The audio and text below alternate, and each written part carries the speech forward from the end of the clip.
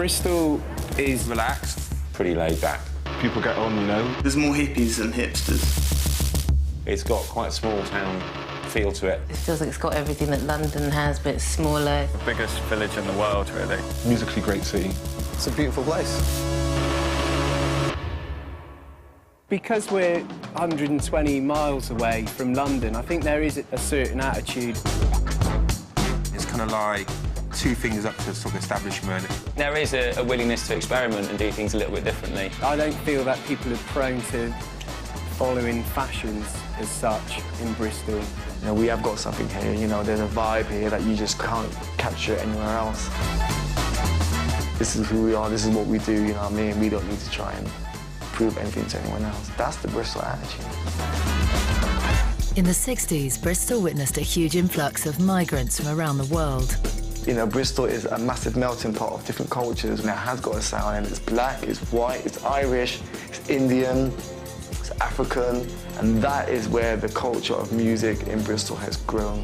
The coming together and sharing of cultures and music resulted in the birth of a unique Bristol sound. Bristol's sort of famous for trip-hop, if you like, whatever that means. There were influences from hip-hop, influences from dub reggae, from all over the place, and that's kind of contributed to it having its own kind of unique Bristol sound. The whole thing started to develop from a period of maybe 91 through to 96 was the most exciting times, when everything was still quite young and still quite fresh. This proved to be the defining period for Bristol as it stamped its mark on the music map. If you listen to a lot of the music which came out of Bristol, would it be like Ronnie Size or Massive Attack and Portishead and Tricky and all the obvious big names, there's a definite bass thread running through all the music. This town's got a bass-heavy thing. It's the bass, it's the Bristol bass. They like their bass here. You feel the bass in your teeth. If you've got fillings, you better watch it, because I'll just fall out on the floor. Yeah, it's deep. It's always about getting plenty of bass in the mix. Heavy bass lines, you know, that's what it's about. That's what it is.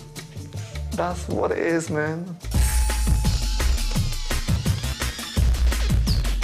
I think there was a lot of significant clubs which were sort of pivotal in the whole Bristol thing, you know? In the early 80s, it was the legendary Dugout Club which became the spiritual as well as the physical home of the city's music scene.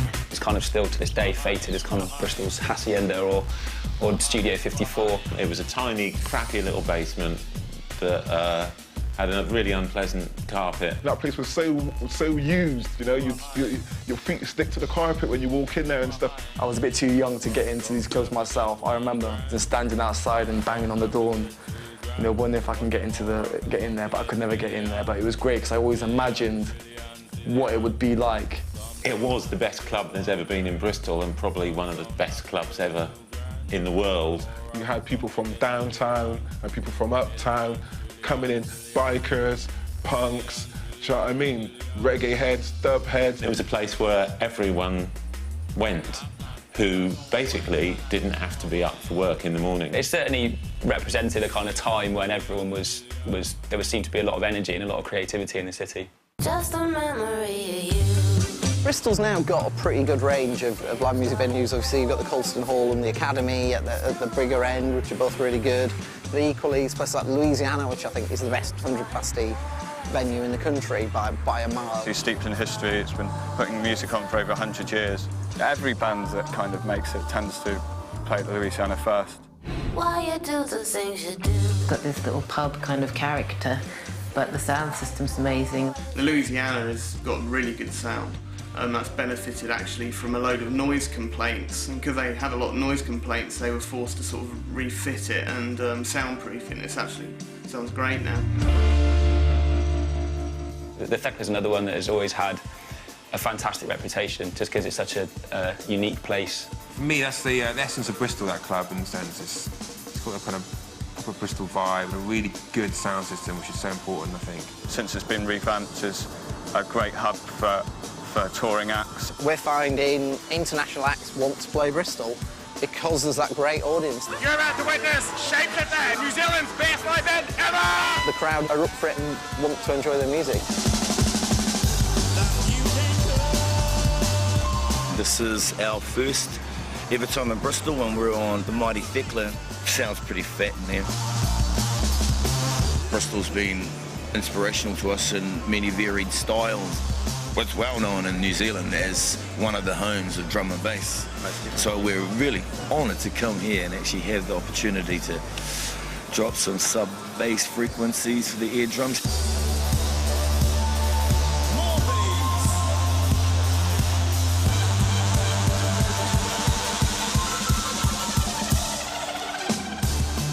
People abroad talk about this place because of the whole music scene, and you know, it makes me kind of like feel good that they think that. You know, it's good to think that you just don't live in a, you know, that people think that your place isn't just a dull, old, boring place in the West Country.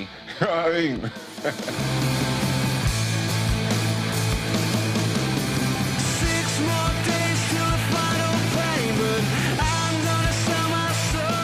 The popular consensus is that Bristol is the scene of trip-hop and dub and drum and bass, but there's lots of other little bits to it as well. I mean, there's some great rock bands.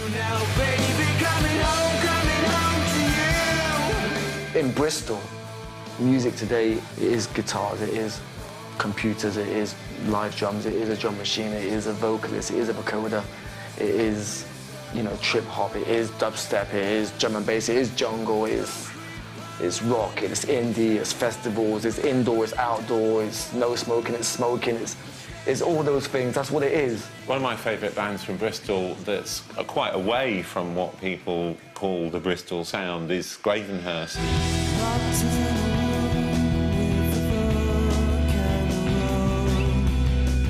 The thing about Bristol is it actually attracts a lot of bands. It's quite a lot like a magnet, particularly at the moment.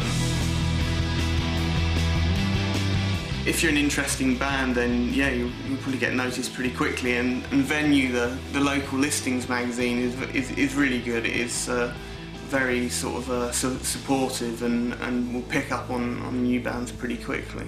Malachi are possibly the next big thing to come out of Bristol. They've certainly got the talent and they seem to be getting the attention they deserve.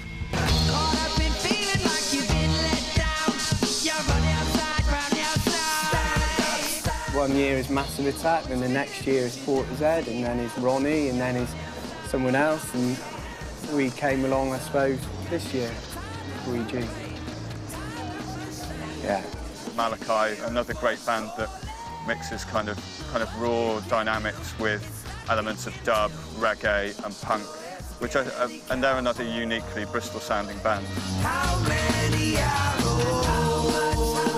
I think if you're doing something what's quality, is going to get recognised. Someone's going to get wind of it, that so-and-so's doing something which is really good, and, you know, someone's going to pick up on it. Get off. The only advice I give to anyone trying to break through is just to gig as much as possible. Just get out there, get your music heard. Be brave enough to follow your own, really follow your instincts and follow what you like. I think you just have to believe it all the way. You know, don't rest on your laurels at any point. You just keep on always moving forward. It's not really about what kind of jeans you wear or your shoes you wear. It's just about, at the end of the day, it's about great songs. Make something unique, different and fresh. Just work hard at it and just try and get off. Don't work with people in monkey mass. Keep doing it, you know, because it can take you a lot of places for free. It's wicked.